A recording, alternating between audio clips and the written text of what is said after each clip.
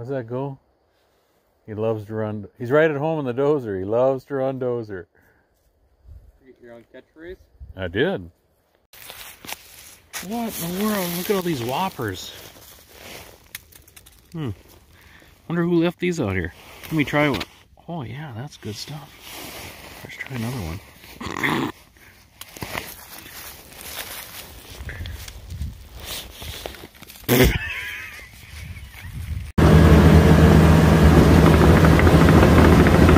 High school geometry will tell you these people are not 6 feet apart. It's more like 4.7. I think you're right. Hey, Real McCoy, you wanted a video? Here's your video. Just for you. Hope the operation goes well. You hear that? Some people think that's Krog's broken.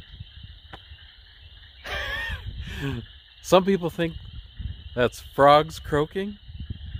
All I hear is mosquitoes hatching. That's a good place to lay.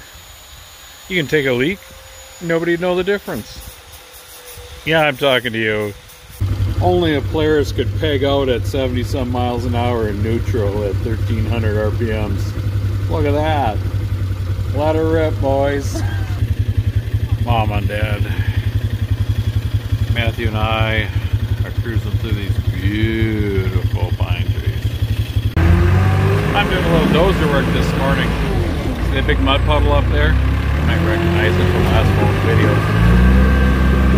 But I'm trying to cut a ditch here to drain that, but take this and fill in that mud hole. So there's two reasons why I'm trying to do this road work. Is one, so this private landowner has got a cabin back there, so he can get to his cabin earlier. It's not really an all-weather road. The other thing is I need to fill in this other road, get that straightened up a little bit, so we can pull that dozer out of there and put it on possible fire watch. What that is, you put the dozer on a lowboy on standby and you go out and help fight forest fires, because fire danger is very high right now.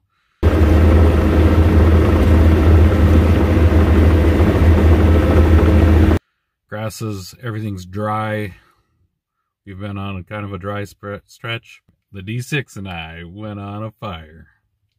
Okay, now we're looking at it from the other side. Take some of this dirt and fill in that water hole and kind of get it to drain this way as it's downhill this way. Go through the layer of frost, I think, for the most part.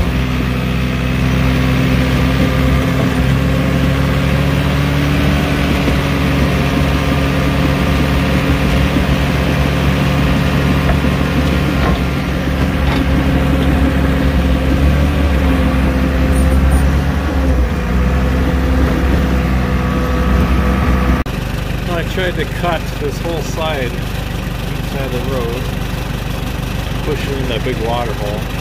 I just made a big slurry, really, and it's going to have to dry out.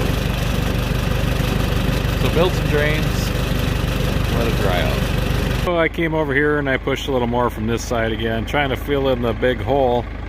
So the hill kind of goes up, and there's a big dip, and then over. So I'm trying to shave off this and shave off that to bring the top of the dimple of the hill up. And I just pushed a bunch of material in there. This is going to have to dry out a lot. There's still a fair amount of frost. The road's frozen over here. You can see that white spot there. That's frozen. So yeah, I just pushed a bunch of dirt up in there. Hopefully you can see it's draining off the other side. That's kind of just a slurry of ice and muck. Gonna have to come back in a week or two if we get some dry weather. Hopefully this will set up a little bit. In the meantime, we don't have to truck on this anymore. We're done in here, just trying to fix up the road.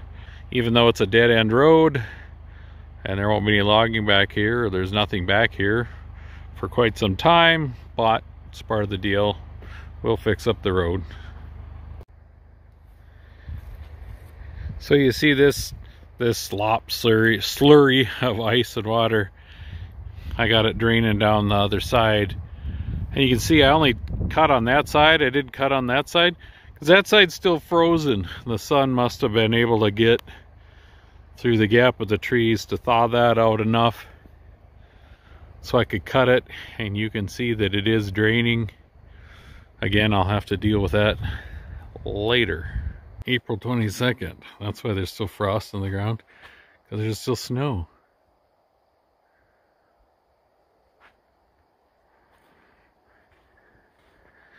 Not a lot compared to what there was, but in the shade, they're still holding on to some snowbanks.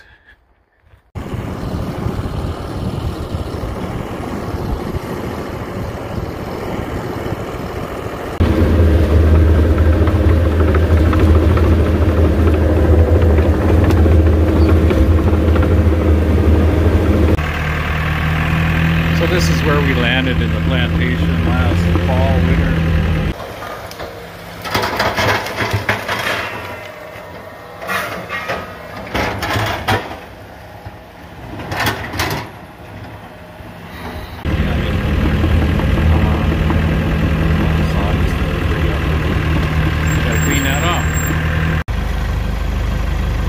Well, you can see that there's a lot of debris on the road. Can't even tell where the original road bed was. Not that it really was a road bed, but it was a trail. Anyway, there's a lot of debris from limbs off the trees. So, trying to get this cleaned up. You can clearly see there is still snow and ice underneath it. So it's almost like I gotta take the top off so the sun can melt that, so we can keep getting down to the bottom of the layers. Because you get like debris, and then a snow event last winter, and then they put more debris, and then it snows again that night, and it just gets layer after layer after layer. And that's why all this stuff is still here. Had it not snowed while they were here, this would be a lot cleaner. But we got a lot of snow last winter while they were here.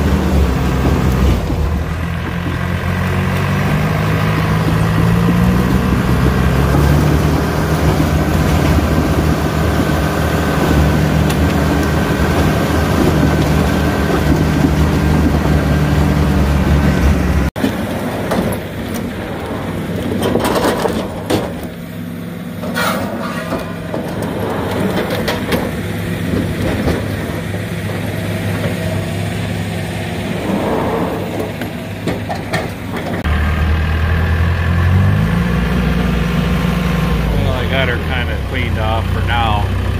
As you can see, there's still plenty of ice and snow underneath there. I have to come back in a while after that melts.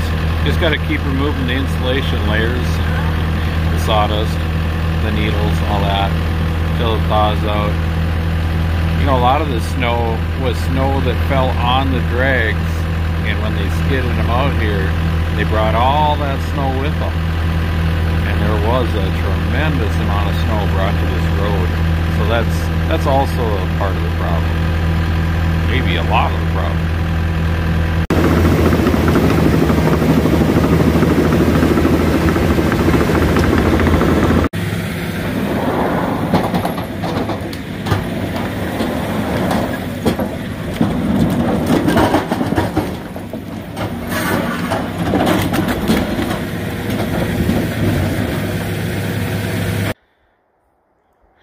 So one thing I did was blade off all the needles and debris around it, so it's all just dirt, because the fire danger is very high.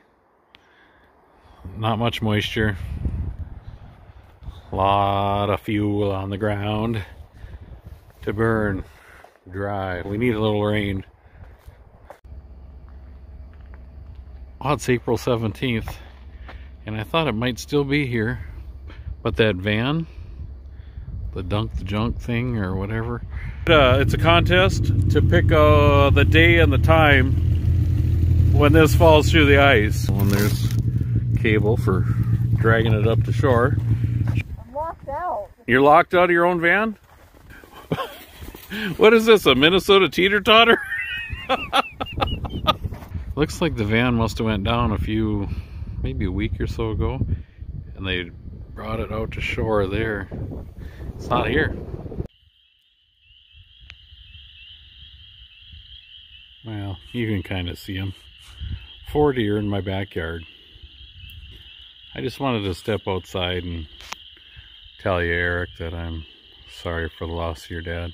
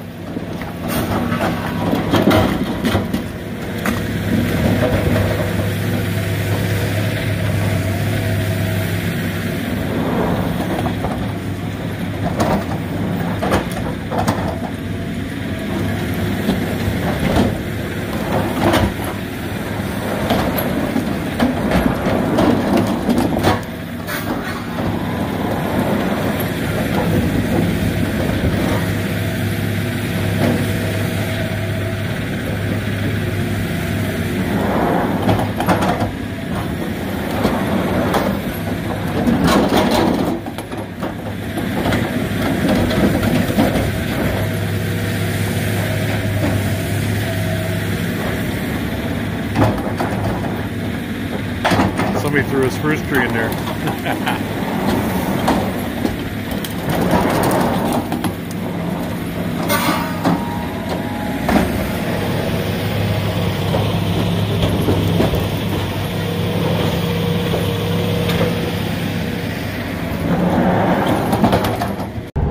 Hey, thanks for watching. Have a nice day, Metro. Thanks for watching. Have a great day. Ready? Yeah.